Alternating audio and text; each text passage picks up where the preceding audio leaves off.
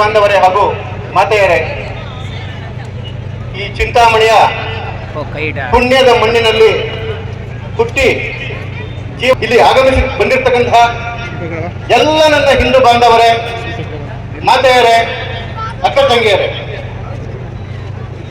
ಭಾರತ್ ಮಾತಾ ಕಿ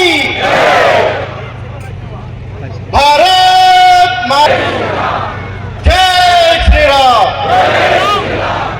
ಇವತ್ತು ಕಾರ್ಯಕ್ರಮದಲ್ಲಿ ಮಾತೆಯರೇ ಬಹಳ ಜನ ಭಾರತ್ ಮಾತಾ ಕಿ.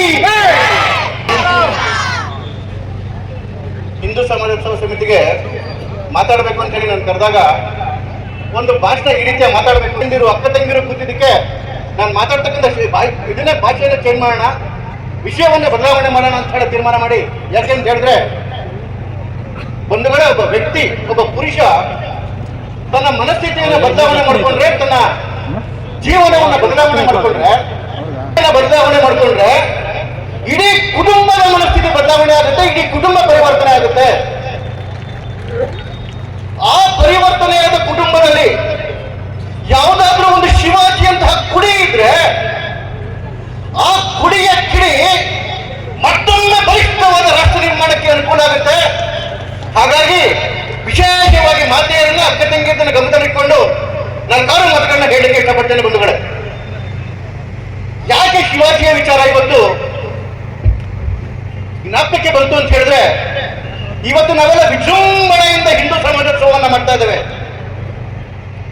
ಅಕಸ್ಮಾತ್ ಒಂದು ಸಣ್ಣ ಕಲ್ಪನೆ ಮಾಡ್ಕೊಳ್ಳಿ, ಅಕಸ್ಮಾತ್ ಆವತ್ತು ಶಿವಾಜಿ ಮಹಾರಾಜ ಇರ್ತಾ ಇದ್ದಿದ್ರೆ, ಅಕಸ್ಮಾತ್ ಶಿವಾಜಿ ಮಹಾರಾಜ ಈ ಮಣ್ಣಲ್ಲಿ ಕೊಡ್ತಾ ಇದ್ದಿದ್ರೆ, ಇವತ್ತು ಇದೇ ಮೈದಾನದಲ್ಲಿ ಹಿಂದೂ ಸಮಾಜೋತ್ಸವ ನಡೀತಿರ್ಲಿಲ್ಲ, ಇಲ್ಲೊಂದು ಉರ್ಸ್ ನಡೀತಾ ಇರ್ತಿತ್ತು.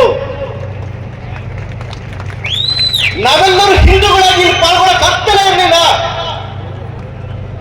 ನನ್ನ ತಾಯಿಯ ಹಣಗಳ ಕುಂಕುಮ ಇದೆ ಇವತ್ತು, ನನ್ನ ಅಕ್ಕ ತಂಗಿಯರ ಕೈಯಲ್ಲಿ ಬಳೆಗಳಿದೆ, ಕಾಲಲ್ಲಿ ಕಾಲುಂಗುರ ಇದೆ, ಕುತ್ತಿಗೆಯಲ್ಲಿ ತಾಳಿ ಇದೆ ಅಂತ ಹೇಳಿದ್ರೆ ಅದಕ್ಕೆ ಕಾರಣ ಶಿವಾಜಿ ಮಹಾರಾಜ. ನಾವೆಲ್ಲ ಪುರುಷರು ಇವತ್ತು ಎದೆ ತಟ್ಟಿ ನಾವು ಹಿಂದೂ ಅಂತ ಹೇಳಲಿಕ್ಕೆ ಬಂದಿದ್ದೀವಲ್ಲ, ಶಿವಾಜಿ ಮಹಾರಾಜ ಇಲ್ಲದೆ ಇದ್ರೆ ನಾವೆಲ್ಲ ಸುನ್ನತ್ತು ಮಾಡಿಸ್ಕೊಂಡು ಇವತ್ತು ಕೂತಿರ್ತಿದ್ವಿ ಇಲ್ಲಿ. ಅದಕ್ಕೆ ಭೂಷಣ್ ಅಂತಕ್ಕಂಥ ಒಬ್ಬ ಮಹಾಕವಿ ಒಂದು ಮಾತು ಹೇಳಿದ್ರು, ಕಾಶಿ ಜಿ ಕಿ ಕಳಾ ಜಾತಿ ಮಥುರಾ ಮಸ್ಜಿದ್ ಹೋತಿ, ಯದಿ ಶಿವಾಜಿ ನಾ ಹೋತ ಸುನ್ನತ್ ಹೋತಿ ಸಬಕಿ. ಕಾಶಿ ದೇವಸ್ಥಾನವೇ ಇರ್ತಿರ್ಲಿಲ್ಲ, ಮಥುರಾ ದೇವಸ್ಥಾನ ಮಸೀದಿಯಾಗಿ ಹೋಗಿರ್ತಿತ್ತು. ಅಕಸ್ಮಾತ್ ಶಿವಾಜಿ ಮಹಾರಾಜ ಇದ್ದಿದ್ರೆ ನಮ್ದೆಲ್ಲರದು ಸುನ್ನತ್ತಾಗೋಗಿರ್ತಿತ್ತು, ಮುಂಜೆಯಾಗೋಗಿರ್ತಿತ್ತು. ಒಂದು ಮಗು, ಒಬ್ಬ ಯುವಕ, ಅದೇ ವ್ಯಕ್ತಿ. ಶಿವಾಜಿ ಯಾವುದೇ ಮಹಾರಾಜನ ಮಗ ಆಗಿರ್ಲಿಲ್ಲ ರೀ, ಅಥವಾ ಯಾವುದೋ ಅದರ್ಪ ಶ್ರೀಮಂತರ ಮಗ ಆಗಿರ್ಲಿಲ್ಲ. ನಮ್ಮ ನಿಮ್ಮಂತ ಒಂದು ಸಾಮಾನ್ಯ ಕುಟುಂಬದಲ್ಲಿ ಒಬ್ಬ ಸಾಮಾನ್ಯ ಸೈನಿಕರ ಮಗನಾಗಿ ಹುಟ್ಟಿದ್ದು, ಸಾಮಾನ್ಯ ಸೈನಿಕ ಮಗನಾಗಿ ಹುಟ್ಟಿದ್ದು. ಆದ್ರೆ ಆ ಸಂದರ್ಭದಲ್ಲಿ ದೇಶದ ಪರಿಸ್ಥಿತಿ ಆಗಿತ್ತು. ಕಣ್ಣು ಮುಚ್ಚಿಕೊಂಡು ಕಲ್ಪನೆ ಮಾಡ್ಕೊಳ್ಳಿ ಅವತ್ತು ಭಾರತದ ಪರಿಸ್ಥಿತಿ ಹೇಗಿತ್ತು ಅಂತ ಹೇಳಿದ್ರೆ, ಇಡೀ ದೇಶದಲ್ಲಿ ವಿದೇಶಿಗರ ಆಕ್ರಮಣ ಆಗಿತ್ತು, ಇಡೀ ದೇಶದಲ್ಲಿ ಮುಸಲ್ಮಾನರ ಆಡಳಿತ ಇರ್ತಿತ್ತು. ಇಡೀ ದೇಶದಲ್ಲಿ ಉತ್ತರದಲ್ಲಿ ಮೊಘಲರ ಆಡಳಿತ ಇತ್ತು, ಕೆಳಗಡೆ ಬಹುಮನಿ ಸುಲ್ತಾನರು, ಮತ್ತೊಂದು ಕಡೆ ಹೈದರಾಬಾದಿ ನಿಜಾಮರು, ಗೋಲ್ಕೊಂಡದವರು, ಅಯೋಧ್ಯೆಯಲ್ಲಿ ನವಾಬ, ಬಂಗಾಳದಲ್ಲಿ ನವಾಬ, ಗೋವಾದಲ್ಲಿ ಪೋರ್ಚುಗೀಸರು, ಪಾಂಡಿಚೇರಿಯಲ್ಲಿ ಫ್ರೆಂಚರು, ಸೂರತ್ ಭಾಗದಲ್ಲಿ ಬ್ರಿಟಿಷರು. ಹಿಂದೂಗಳ ಕೈಯಲ್ಲಿ ಒಂದು ಇಂಚು ಜಾಗನೂ ಇರಲಿಲ್ಲ. ಇಡೀ ರಾಷ್ಟ್ರವೇ ಮುಸ್ಲಿಂ ಆಡಳಿತದಲ್ಲಿ ಕೂತಿತ್ತು. ಆ ಮುಸಲ್ಮಾನ್ ರಾಜರುಗಳು ಆಡಳಿತ ಮಾಡೋದಕ್ಕೋಸ್ಕರ ಸಿಂಹಾಸನದಲ್ಲಿ ಕೂತಿರ್ಲಿಲ್ಲ ಬಂಧುಗಳೇ. ಅವರೆಲ್ಲರ ಏಕೈಕ ಉದ್ದೇಶ ಇದ್ದಿದ್ದು ಹಿಂದೂಗಳನ್ನ ಮುಸಲ್ಮಾನರಾಗಿ ಮತಾಂತರ ಮಾಡೋದಕ್ಕೆ. ಕತ್ತಿಯಿಂದ ಕೊಂದಾದ್ರೂ ಆಯ್ತು, ಹೆಣ್ಮಕ್ಳ ಅತ್ಯಾಚಾರ ಮಾಡೋದ್ರೂ ಆಯ್ತು, ಗೋಮತಿಯನ್ನು ಕಡಿದಾದ್ರೂ ಆಯ್ತು, ನಮ್ಮ ದೇವಸ್ಥಾನವನ್ನು ನಾಶ ಮಾಡೋದ್ರಾಯ್ತು, ತಾಯಿಯ ಮುಂದೆ ಮಕ್ಕಳ ಹತ್ಯೆ ಮಾಡೋದ್ರೂ ಆಯ್ತು, ಮತಾಂತರ ಮಾಡಲೇಬೇಕು ಅಂತ ಹೇಳಿ ಇಡೀ ದೇಶದ ಆಡಳಿತ ಕೂತಿತ್ತು. ಪರಿಸ್ಥಿತಿ ಹೇಗಿತ್ತು ಅವತ್ತು ಅಂತ ಹೇಳಿದ್ರೆ, ತಂದೆ ತಾಯಿಗಳಿಗೆ ಭಯ ಆಗೋದು ನನ್ನ ಮಕ್ಕಳಿಗೆ ಹಿಂದೂ ಹೆಸರಿದ್ರೆ ಎಲ್ಲಿ ಆಚೆ ಕಡೆಗೆ ಸಾಯಿಸ್ಬಿಡ್ತಾರೋ ಅಂತ ಹೇಳಿ. ಶಿವಾಜಿಯ ತಂದೆ ಹೆಸರು ಶಹಾಜಿ. ಶಹಾಜಿ ಅಂತ ಯಾವ ಹಿಂದೂ ಇಟ್ಕೊಳ್ತಾರೆ ನನಗೆ ಗೊತ್ತಿಲ್ಲ. ಮಕ್ಕಳ ಹೆಸರುಗಳನ್ನ ಮುಸಲ್ಮಾನ ಸಿಕ್ತಿದ್ರು ಹಿಂದೂಗಳು. ಅಂತ ಪರಿಸ್ಥಿತಿ ಇದ್ದಾಗ, ಇಡೀ ದೇಶದ ತುಂಬ ಅದೇ ಸಾಮ್ರಾಜ್ಯಗಳು ತುಂಬಿದ್ದಾಗ, ಒಂದು ಸಾಮಾನ್ಯ ಕುಟುಂಬದ ಸಾಮಾನ್ಯ ಜಾತಿಯ ಸಾಮಾನ್ಯ ಸೈನಿಕರ ಮಗ 12-13 ವರ್ಷದ ಒಬ್ಬ ಬಾಲಕ, ಆ 6ನೇ ಕ್ಲಾಸ್ ಹುಡುಗ 12 ವರ್ಷದ ಬಾಲಕ ಒಂದು ಹೋಗಿ ಲಿಂಗವನ್ನು ಶಪಥ ಮಾಡ್ತಾನೆ. ಏನಂತ ಶಪಥ ಮಾಡ್ತಾನೆ? ಹಿಂದೂ ಸಾಮ್ರಾಜ್ಯ ಕಟ್ತೀನಿ ಅಂತ ಶಪಥ ಮಾಡ್ತಾನೆ. ಕಲ್ಪನೆ ಮಾಡ್ಕೊಳ್ಳೋದಕ್ಕೆ ಸಾಧ್ಯವೇ? ಹಿಂದೂ ಸಾಮ್ರಾಜ್ಯವನ್ನು ಕಟ್ತೀನಿ ಅಂತ ಶಪಥ ಮಾಡ್ತಾನೆ. ಜೊತೆಲಿದ್ದಂತಹ ಹುಡುಗರುಗಳು ಯಾರಿದ್ರು? ಈ ಹುಡುಗರು ಜೊತೆಲಿದ್ದವರು ಮಾವಳಿಗಳು ಅಂತ ಹೇಳಿ ಕಾಡಿನ ಜನ, ಕಾಡಿನ ದಲಿತ ಜನ. ಶಿವಾಜಿ ಅವತ್ತೇನಾದ್ರು ಜಾತಿ ಭೇದ ಮಾಡಿದ್ರೆ ಶಿವಾಜಿನು ರಾಜ ಆಗ್ತಿರ್ಲಿಲ್ಲ, ಇವತ್ತು ನಾವು ಹಿಂದೂಗಳಾಗಿ ಉಳಿತಿರ್ಲಿಲ್ಲ. ಶಿವಾಜಿ ತನ್ನ ಜೊತೆಗೆ ಎಲ್ಲರನ್ನು ಸೇರಿಸ್ಕೊಂಡ, ಆ ಗುಡ್ಡಗಾಡು ಜನಗಳನ್ನ ಸೇರಿಸ್ಕೊಂಡ, ದಲಿತರುಗಳನ್ನ ಸೇರಿಸ್ಕೊಂಡ, ಎಲ್ಲರನ್ನ ಸೇರಿಸ್ಕೊಂಡು ಪುಟ್ಟ ಮಕ್ಕಳಿಂದ ಒಂದು ಪುಟ್ಟ ಸೈನ್ಯವನ್ನು ಕಟ್ಟ. ಆಟ ಆಡ್ತಾ ಕಬಡ್ಡಿ ಆಟ ಆಡ್ತಾ ಅದನ್ನೇ ಒಂದು ಸೈನ್ಯವಾಗಿ ಕಟ್ಟ. ಇವತ್ತು ಮಹಾರಾಷ್ಟ್ರದಲ್ಲಿ ಮರಾಠ ಅಂತ ನಾವು ಮಾತು ಕೇಳ್ತೀವಲ್ಲ, ಮರಾಠ ಅಂತಕ್ಕಂಥದ್ದು ಒಂದು ಜಾತಿ ಅಲ್ಲ.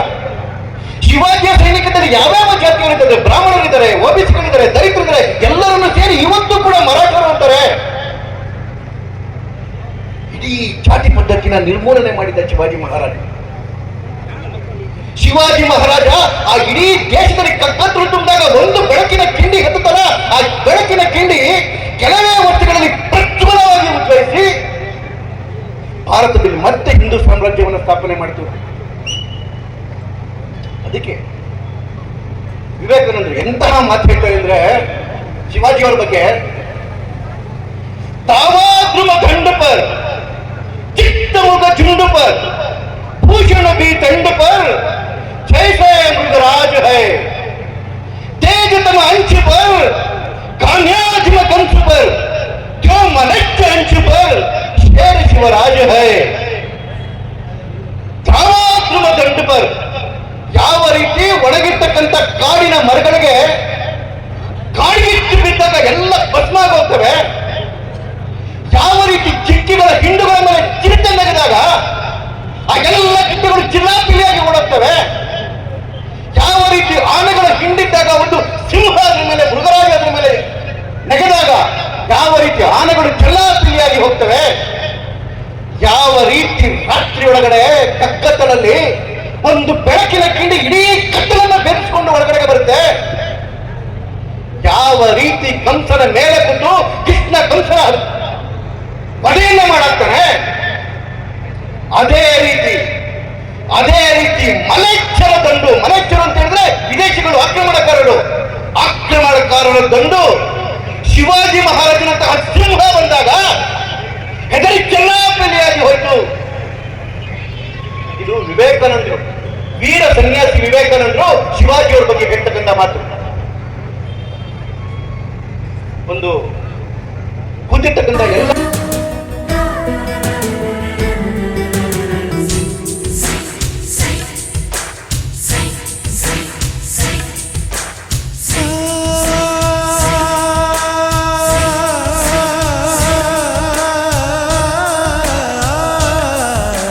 ನಯನವು ಸೈ ಈ ಅದರವು